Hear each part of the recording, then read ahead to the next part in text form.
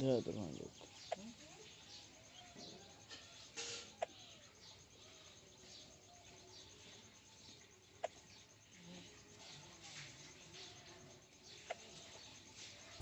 Hello प्यारे दोस्तों, कैसे हैं आप लोग। दोस्तों उम्मीद करते हैं आप अच्छे होंगे, सुरक्षित होंगे। दोस्तों आज हम लोग क्लास 12 के हेलो एल्केन्स एंड हेरोइलिन्स पर बात करने वाले हैं आपसे नाभिक रागी प्रतिस्थापन अभिक्रिया पर। दोस्तों इससे पहले के वीडियो लेक्चर में हम लोगों ने बात किया था कि नाभिक रागी प्रतिस्थापन अभिक्रिया आखिर होती क्या है। आपको याद होगा कि हेलो एल्केन्स की अभिक्रियाओं की बात हम लोग कर रहे हैं और वहाँ पर 3 कैटेगरी में डिवाइड किया था उसको।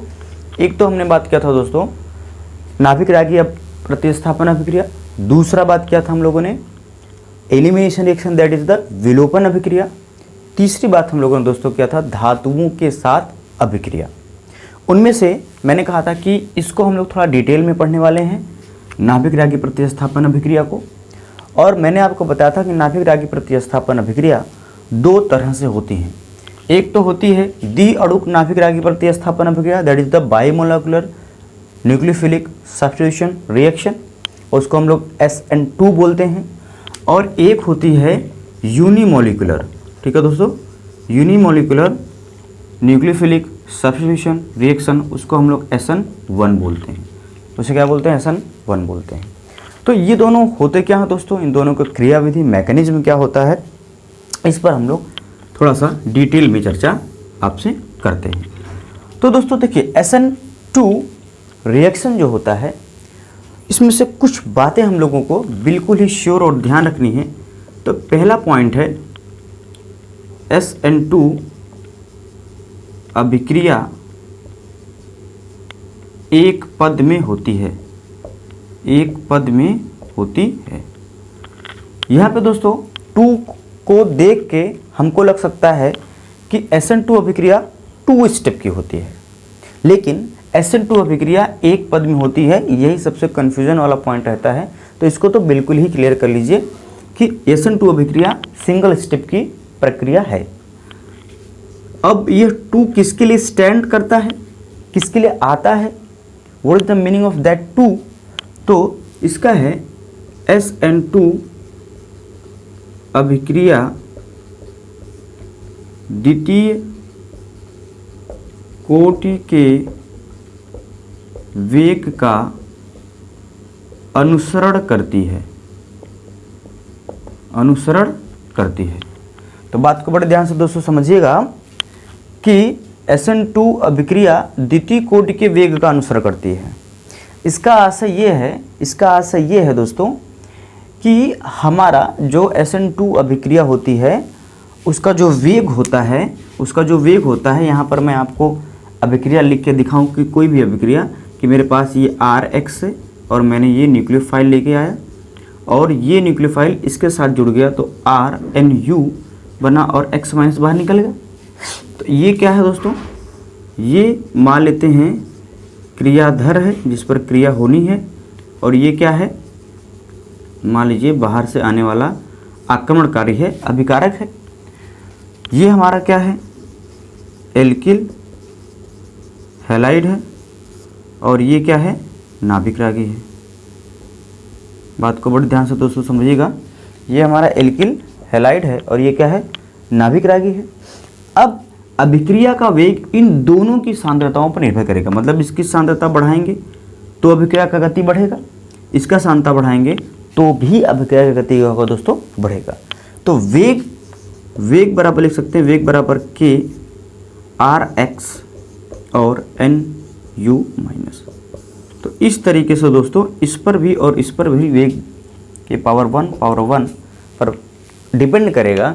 इसीलिए कहा गया SN2 अभिक्रिया द्वितीय कोटि का वेग का अनुसरण करती है। मतलब ऑर्डर ऑफ रिएक्शन क्या होगा, 2 होगा। एक्सपेरिमेंटली ये देखा गया, क्योंकि ऑर्डर तो हमेशा एक्सपेरिमेंटली ही कैलकुलेट किया जाता है। तो 1 और 1 कितना हो गया दोस्तों, भगवान की दया से 2 हो गया। समझ रहे हैं।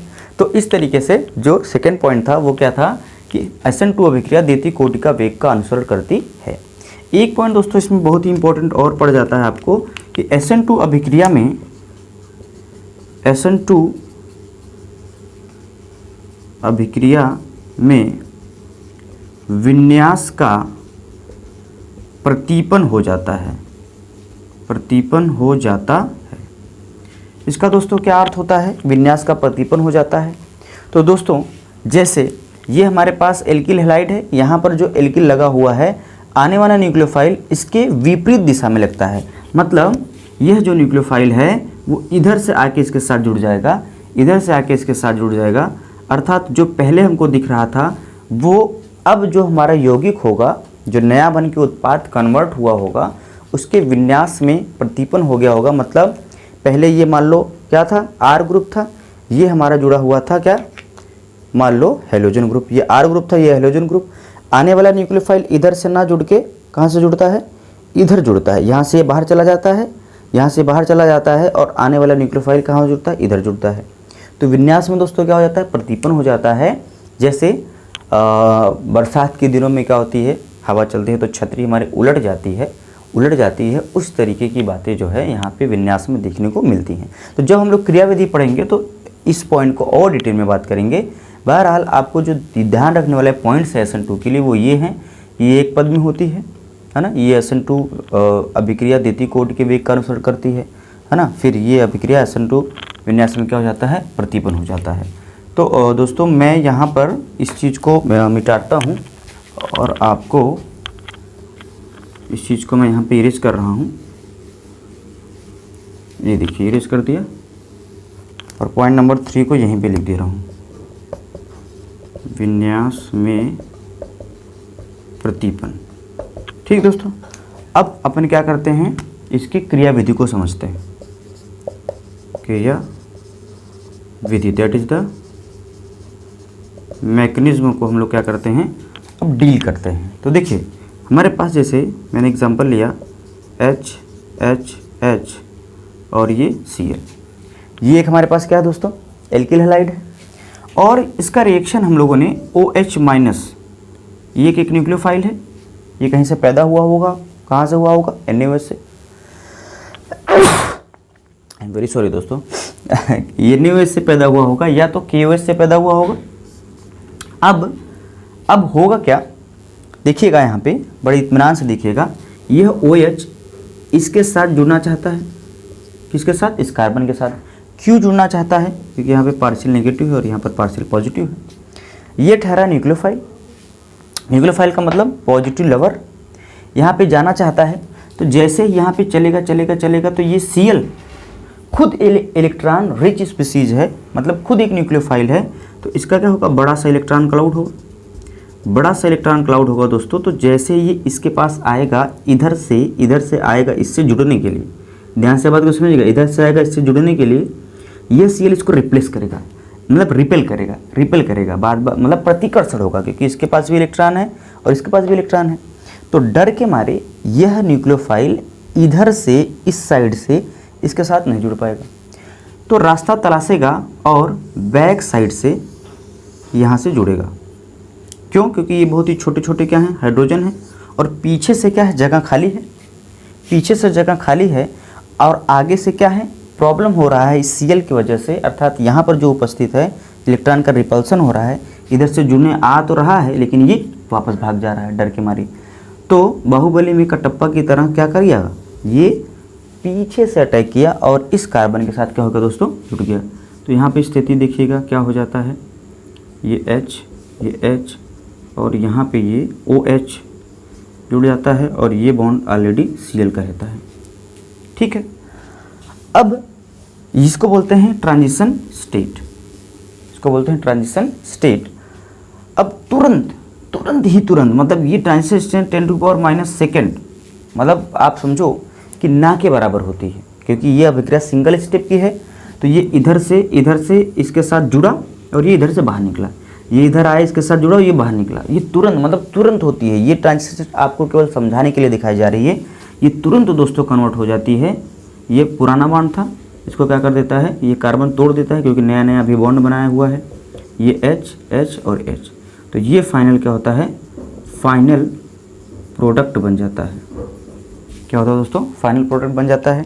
तो आप देख रहे हैं कि जो विन्यास में प्रतीपन की बात हमने किया था, कि अभी जो न्यूक्लियोफाइल टाइप का एटम था Cl वो राइट साइड जुड़ा था और जो आने वाला OH था वो किधर जुड़ गया, लेफ्ट साइड जुड़ गया है। क्या ये बात है दोस्तों हम लोगों को समझ में आ रही है, लेफ्ट साइड जुड़ गया है। अब ज़रा ध्यान दीजिएगा कि ये जो स्टेप है, इस स्टेप को बहुत ज़्यादा दिखाने की आवश्यकता नहीं है, बस आपको समझाने के लिए दिखाया गया। अदरवाइज यहाँ से डायरेक्ट ये वाला प्रोडक्ट बन जाता है, यहाँ से डायरेक्ट ये वाला प्रोडक्ट बन जाता है। क्यों? क्योंकि अभिक्रिया क्या होती है, एक पद में ही होती है। अभिक्रिया एक पद में होती है। यहाँ OH लाया मैंने, ये Cl को रिप्लेस करके तुरंत OH जुड़ जाएगा। मतलब इधर से OH आया, इधर से Cl बाहर गया। जैसे दो दरवाजे हैं, एक दरवाजे से पिताजी घुसे और आप दूसरे से बाहर हो गए, घुसे बाहर हो गए, घुसे बाहर हो गए, घुसे बाहर हो गए। ये एक ही स्टेप में काम होगा, इसको कहते हैं साइमल्टेनियसली हो रहा है। और दूसरे स्टेप में अगर 2 स्टेप की बात होती तो पिताजी दरवाजे के अंदर ऐसा आए, कुर्सी पे बैठ गए और कुर्सी पे बैठे आप अब दरवाजे से बाहर निकल गए। ये 2 स्टेप का प्रोसेस हो गया। इसमें क्या हो गया, दरवाज़ा पिताजी अंदर इधर घुस रहे हैं, आप इधर से बाहर निकल रहे हैं। ये देखिए, ये देखो, ये देखो, ये इस तरीके से काम हो रहा है। तो इधर से ये OH आया, इधर से ये Cl बाहर चला गया, तो डायरेक्ट ये एक स्टेप में बन गया, है ना। ये इसका क्या हो गया, क्रियाविधि हो गया, मैकेनिज्म हो गया।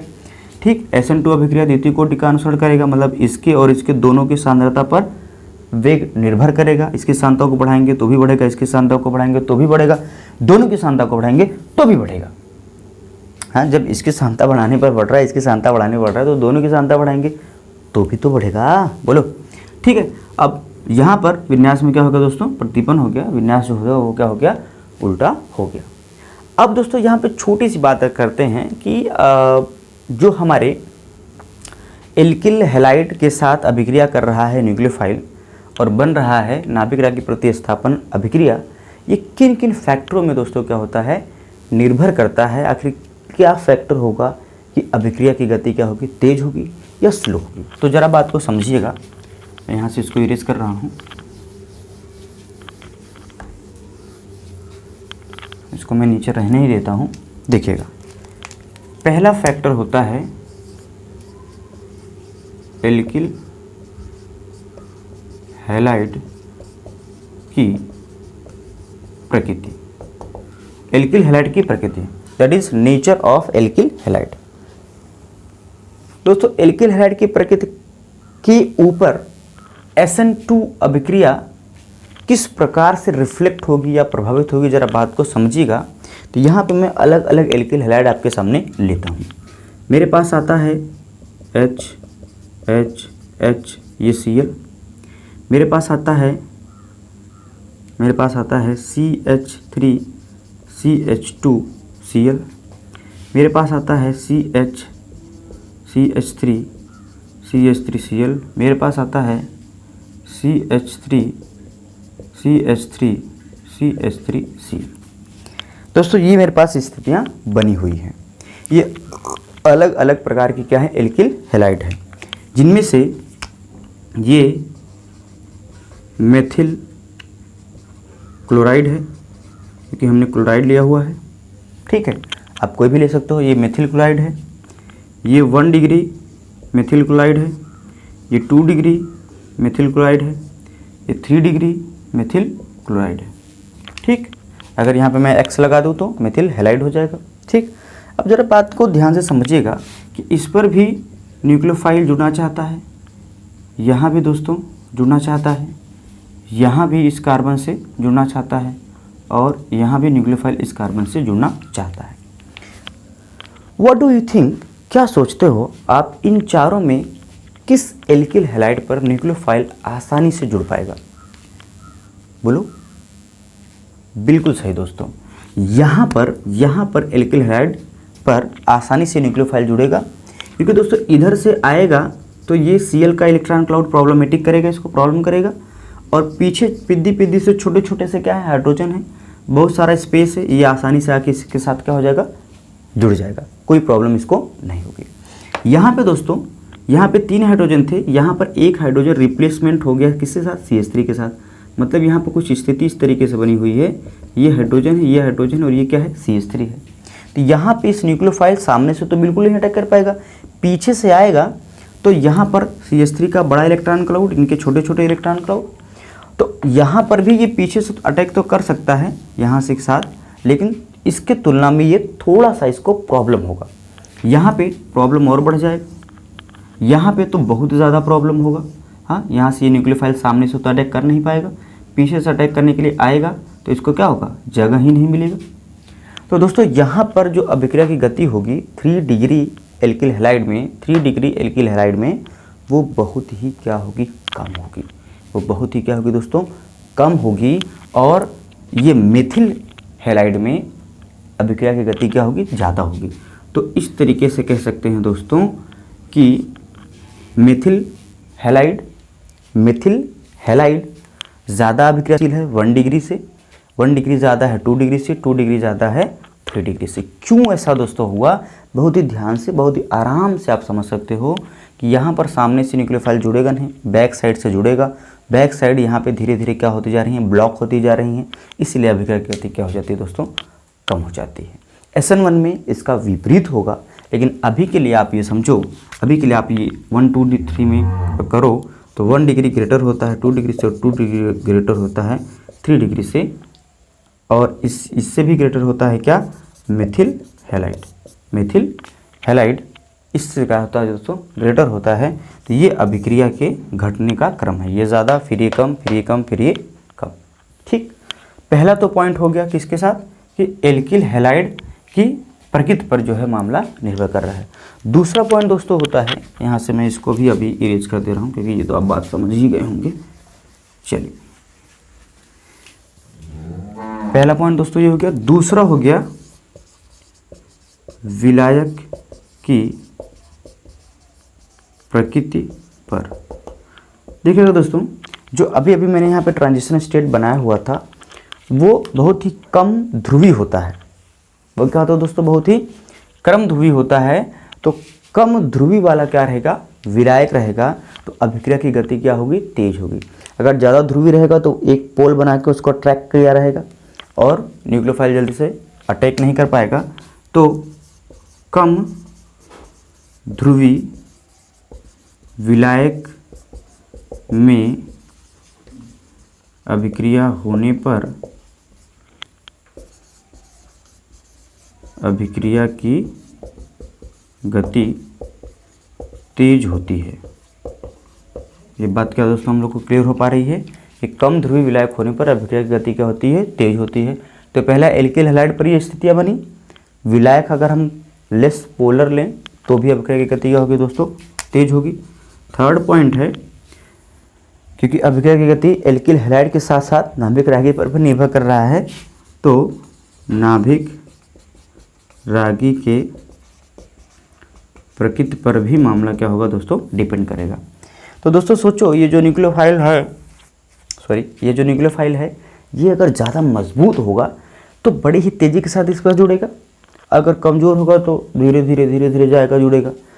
तो न्यूक्लियोफाइल नाभिक रागी यदि क्या है, मजबूत है, पावरफुल है, तो भी अभिक्रिया की गति क्या होगी दोस्तों, तेज होगी। तो भी अभिक्रिया की गति क्या होगी, तेज होगी। अदरवाइज अभिक्रिया की गति क्या होगी, स्लो होगी। तो जैसे यहाँ पे मैं लिख दे रहा हूँ, जैसे Cn माइनस हो गया, OR हो गया, OH हो गया, है ना, इसके बाद CH3COO माइनस हो गया। तो ये सब क्या है, ये सब हमारे पास क्या है, न्यूक्लियोफाइल हैं। तो Cn जो होता है वो बहुत ही पावरफुल न्यूक्लियोफाइल होता है। OR से इससे ये ग्रेटर होता है, इससे ये ग्रेटर होता है। बाद में और भी लोग आ जाते हैं, जैसे हमारे H2O वगैरह भी न्यूक्लियोफाइल की कैटेगरी में आते हैं। तो इससे जो है, इससे ये ग्रेटर होता है H2O से। तो सबसे ग्रेटर कौन है, Cn। मतलब Cn यदि यहाँ पर न्यूक्लियोफाइल बन के आएगा तो अभिक्रिया की गति क्या होगी, थोड़ी सी तेज होगी। और H2O वगैरह आएंगे तो क्या होगी, अभिक्रिया की गति थोड़ी सी क्या होगी दोस्तों, स्लो होगी। तो नाभिक रागी अगर पावरफुल रहेगा, न्यूक्लियोफाइल यदि पावरफुल रहेगा दोस्तों, तो उस स्थिति में SN2 का रेट बढ़ेगा। अगर 3 डिग्री मेथिल क्लोराइड है तो SN2 का रेट घटेगा। और इस तरीके का 1 डिग्री मेथिल क्लोराइड या एल्किल हैलाइड है तो SN2 का रेट बढ़ेगा। तो SN2 क्या होता था, सिंगल स्टेप प्रोसेस, विन्यास में प्रतिपन्न, और ये द्वितीय कोटि की अभिक्रिया होती है।